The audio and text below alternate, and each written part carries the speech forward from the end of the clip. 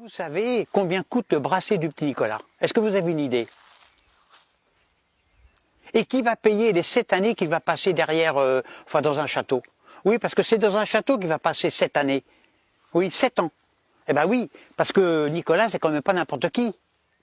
Ce sera dans un immense château de 12 mètres carrés. 12 mètres carrés.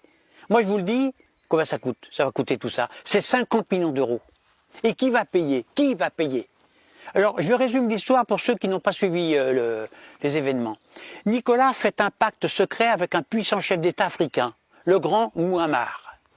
Il lui dit, tu me paies ma campagne présidentielle, et puis en échange, eh bien, je t'aiderai à créer les États-Unis africains. Je t'aiderai à te libérer des colons occidentaux qui pillent les richesses de l'Afrique depuis des siècles. Pacte conclu entre le petit Nicolas et le grand Mouammar.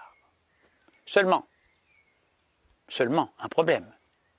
Avec tous ses copains, Nicolas, une fois élu, bombarde la Libye, sans même l'accord de l'ONU. Il envoie des bombes. Il envoie des bombes sur la Libye. Donc, Mouammar a donné 50 millions d'euros à Nicolas, et en remerciement, Nicolas lui balance des bombes sur la gueule. Alors Mouammar, il est énervé. Il dit, dis donc, c'était pas dans notre accord, ça. Tu me plantes un poignard dans le dos. Oui, c'est vrai, répondit le petit Nicolas, mais je suis obligé. Je ne suis pas seul à décider, c'est la politique internationale qui veut ça. C'est compliqué la politique, tu sais. Bon, toi, peut-être pas tout comprendre, hein. Mes copains ne veulent pas que l'Afrique s'émancipe. Parce que si l'Afrique s'émancipe, alors elle deviendra forte. Et nous, les Occidentaux, nous deviendrons pauvres. Nous deviendrons vos esclaves, et vous, les Africains, vous nous poserez des bracelets aux pieds. L'Afrique, on l'a toujours exploitée, et on ne va certainement pas changer aujourd'hui. À partir de là, Nicolas et ses copains poussent les remerciements jusqu'à l'assassinat du grand Mouammar. Ils le traitent même de dictateur et l'accusent de tous les vices, de toutes les perversions. Il y a un proverbe qui dit que quand on veut tuer son chien, eh bien, on l'accuse de la rage. Donc, Mouammar sera tué après torture, après humiliation.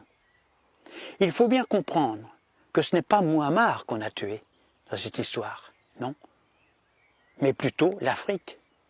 Les Occidentaux ont tué l'espoir d'une Afrique indépendante et puissante. Mouammar voulait une grande Afrique avec une monnaie africaine indépendante du dollar. Mouammar était l'espoir de toutes les Africaines, de tous les Africains. L'Afrique, c'est 3 fois la surface de l'Europe. Donc logiquement, elle devrait être 3 fois plus puissante d'un point de vue économique. Et si elle est pauvre actuellement, c'est parce que les colons occidentaux l'ont exploitée et l'exploitent encore jusqu'au sang. Mais l'histoire ne s'arrête pas là. Quand Mouammar a été tué, puis enterré dans le désert, son corps s'est décomposé, tout à fait normalement, selon les lois physiques normales, selon les lois de la nature. Mais son esprit est toujours vivant. Un esprit ne meurt pas, ne meurt jamais. Une âme est éternelle. Depuis qu'il est mort, l'âme de Mouammar plane sur la tête de ses assassins.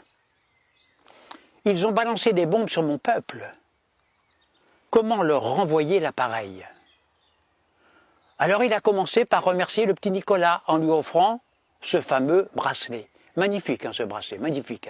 Il se porte à la cheville. Bon, c'est à la cheville que les Blancs enchaînaient les esclaves noirs.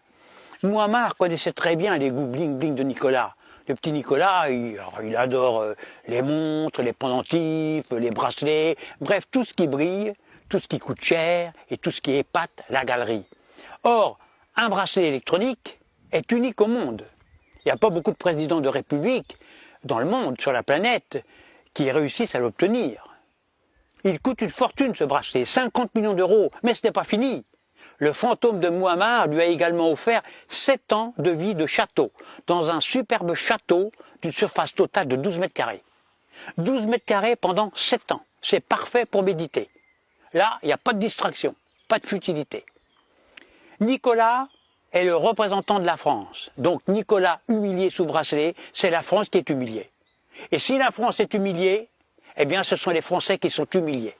Bref, quand les Occidentaux ont bombardé la Libye sans l'accord de l'ONU, aucun Français n'a défilé dans les rues pour s'y opposer. Aucun. Bon, on s'en fiche nous, ça ne nous concerne pas, c'est loin de chez nous, on s'en fout. C'est pour cette raison que les Français sont humiliés par le bracelet électronique du petit Nicolas. Parce qu'ils sont coupables. Parce que nous sommes tous coupables. Parce que je suis coupable de crimes passifs. Moi, je propose que ce bracelet électronique soit placé au sommet de la Tour Eiffel, ou plutôt à l'un de ses pieds, pour que les Français n'oublient jamais que l'Afrique, eh bien, c'est un continent comme les autres. L'Afrique mérite notre respect, ainsi que ses habitants. Moi, je dis, vive la France, vive l'Afrique, vive les humains.